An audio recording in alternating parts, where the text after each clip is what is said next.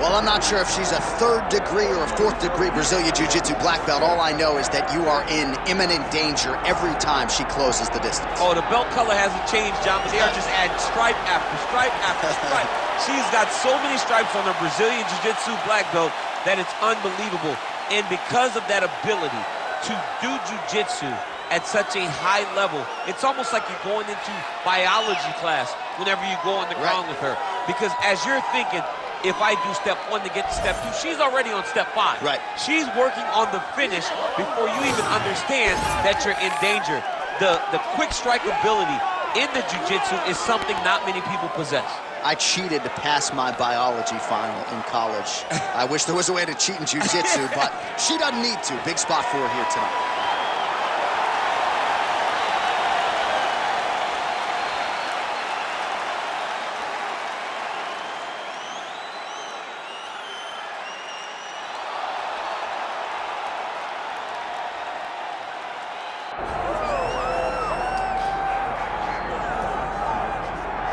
All right, so here she is, Bate Estaca, Jessica Andrade. It was pretty amazing to see her put a capstone on this UFC career and beat Rose Namajunas to win the title at UFC 237. She's a real problem here at 115 pounds. She's a real problem, John, and she became a problem when she went down to 115.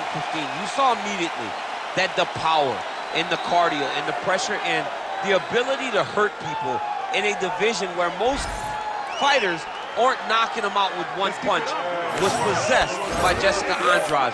And being in Rio and watching her win that title, you truly felt the enormity of the moment as Andrade got her hand raised and the belt wrapped around her waist. Yeah, she won 4 fights in the UFC at 135 pounds before moving down. No woman in UFC history has won as many fights as Jessica Andrade.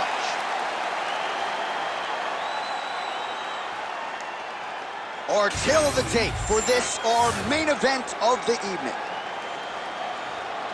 The veteran voice of the Octagon, Bruce Buff. Ladies and gentlemen, this is the main event of the evening.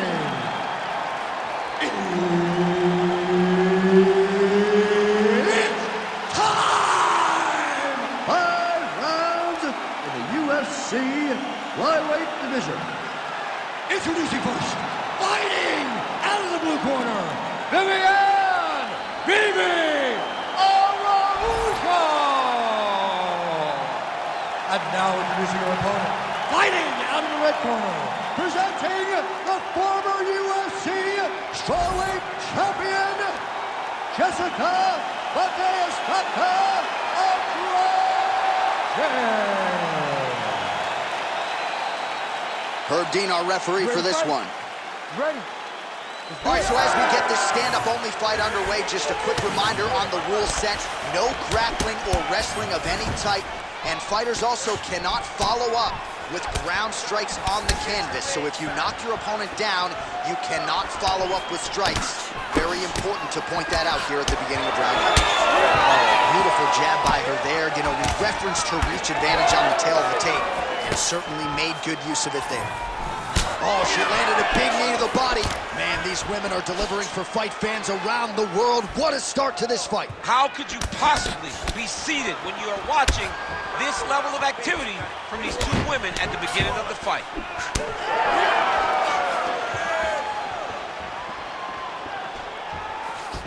Kickboxing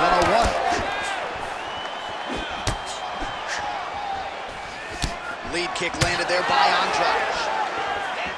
Fast pace here in the early going. Andrade's shot is blocked. Oh, roundhouse kick. Style points on that one. We've never seen anything like this, J.A. How in the world are these two women still standing?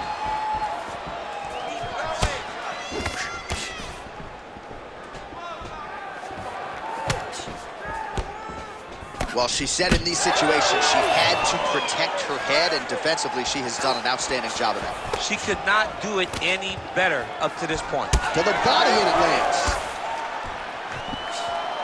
So as we pull up some numbers here for you, 29 total strikes and counting that have landed for Jessica Andrade.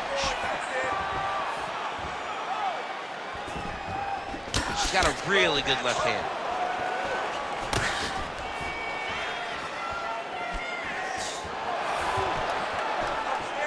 Andrade gets caught by that straight punch there. Well, that's her power shot right there. Landed the hook beautifully. She does a great job of finding the target when she throws that punch. Back and forth we go.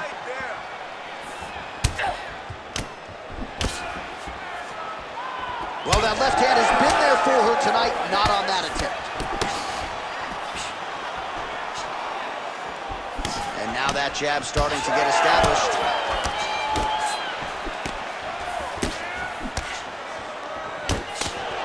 Good straight hand there by Viviane Araujo.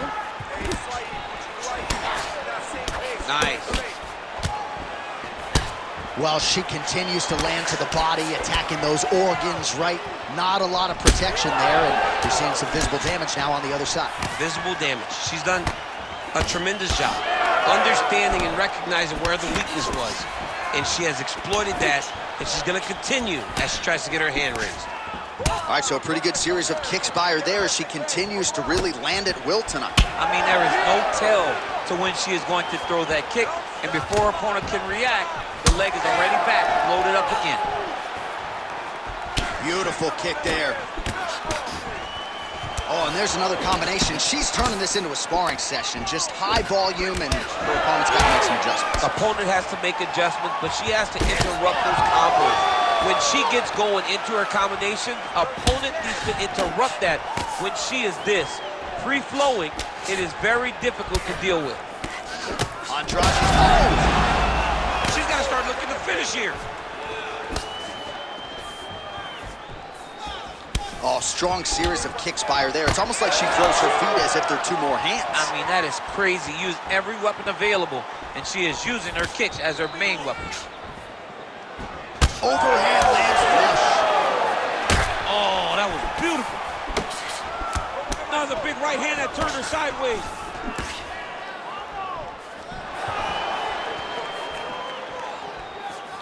Well, you can feel that breeze octagon side after the swing and a miss by Viviane Araujo. Well, seemingly, even when she gets her hands up, a lot of these strikes are getting through, and looks like some swelling on her head area now. I mean, swelling on her head. You know, she's getting beat up. Make no mistake about it. She's taking far too many of these shots. What she needs to do is get active in her defense. Make sure that she doesn't get hit with too many shots clean. Because while it may not be bad yet, it's only going to get worse. Final seconds.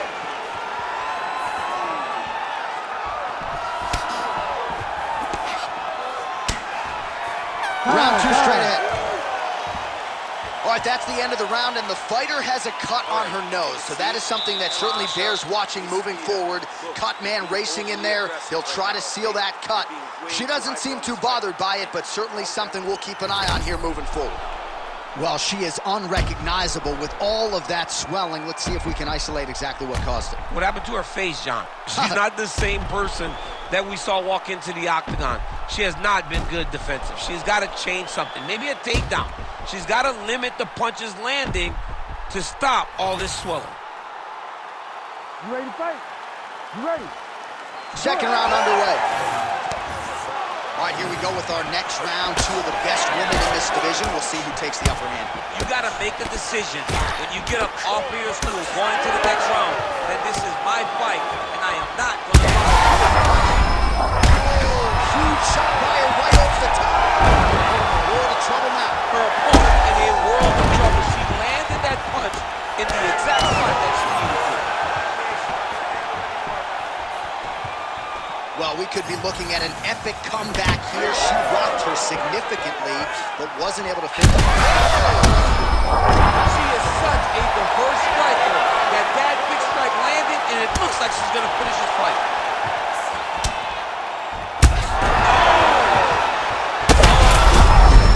She's in a world of trouble. We'll see if she can survive. Oh, nice body shot. Well, it is not the worst cut we've ever seen in the UFC, but a lot of blood donation happening right now. And that will do it! Jessica Andrade with one of the greatest knockouts you will see Oh, my goodness.